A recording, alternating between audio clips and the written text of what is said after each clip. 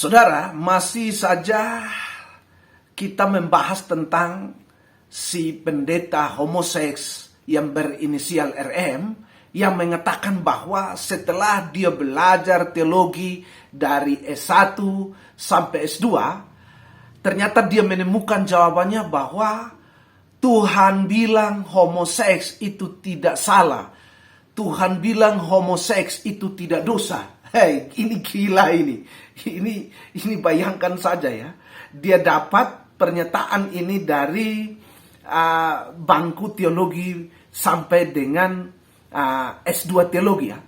Lalu menemukan bahwa homoseks itu tidak salah, tidak dosa. Saya tidak tahu dosen siapa yang mengajarkan kepada si RM ini.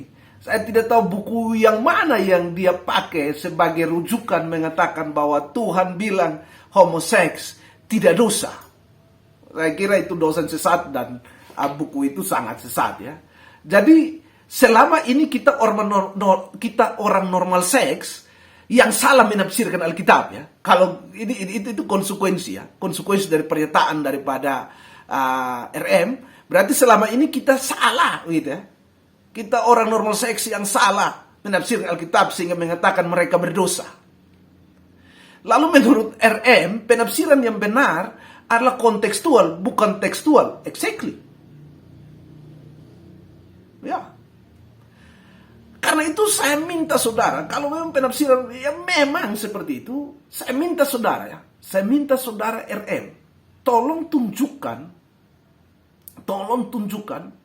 ayat mana di dalam Alkitab yang mendukung, secara kontekstual mendukung perilaku homoseks atau mendukung perilaku LGBT, lesbi, gay, biseksual dan transgender. Coba, mana ayatnya? Mana yang secara kontekstual mendukung? Pendeta RM, Anda jangan ngarang lah. Dan Anda jangan berharap Alkitab mau mengakomodir nafsu bejatmu. Saya tegaskan bahwa tidak ada satu ayat pun di dalam Alkitab yang mendukung perilaku LGBT, homoseks. Tidak ada. Tidak ada. Kecuali ada ayat-ayat yang mengecam perilaku homoseks. Itu ada. Jadi Anda jangan ngaco ya. Jangan ngaco. Jadi kalau mengecam LGBT itu ada. Tetapi tidak untuk membenarkan homoseks.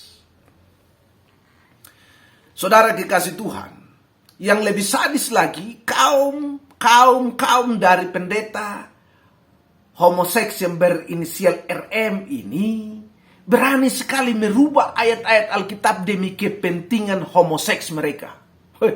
Alkitab saja mereka merubah untuk kepentingan homoseks mereka. Dan pada tahun 2012 mereka menerbitkan Alkitab LGBT yang diberi nama The Queen James Bible. Nah, adapun ayat-ayat yang mereka rubah ya, yaitu Kejadian 19 ayat 5, Imamat 18 ayat 22, Imamat 20 ayat 13, Roma 1 ayat 26 dan 27, 1 Korintus 6 ayat 9, 1 Timotius 1 ayat 10, Yudas 1 ayat 7. Jadi itu ayat-ayat yang mereka rubah untuk kepentingan nafsu bejat mereka. Lalu saudara, mereka rubah, lalu mereka menerbitkan Alkitab yang warnanya pelangi ya. Waduh, kaum pelangi ini memang ya otakmu itu sangat warna-warni ya. Kacau ini.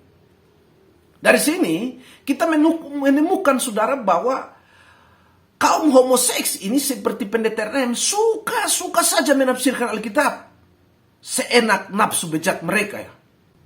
Jadi karena ketakutan dari berdosa mengalami gugatan dari ayat-ayat Alkitab, maka ada beberapa teolog Asia yang menyuarakan teori membaca Alkitab menggunakan kacamata yang baru. Jadi mereka suka-suka mau membaca Alkitab dan memahami Alkitab dalam pengalaman mereka atau budaya mereka atau perbuatan jahat mereka.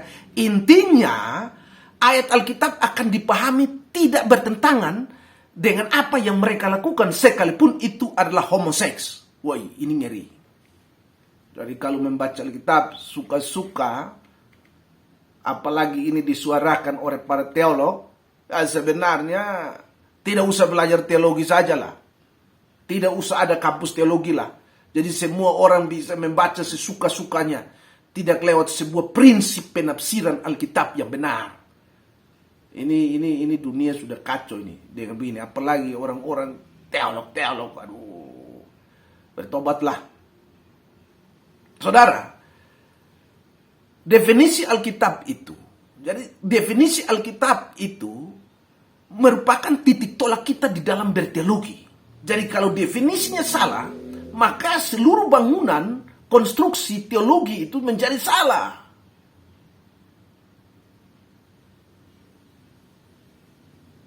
Jadi kita tidak memahami Alkitab sesuka hati. Mendefinisikan Alkitab sesuka hati. Jadi ini hal-hal yang perlu sekali ya. Karena kadang-kadang ini mendefinisikan Alkitab hanya untuk kepentingan diri sendiri.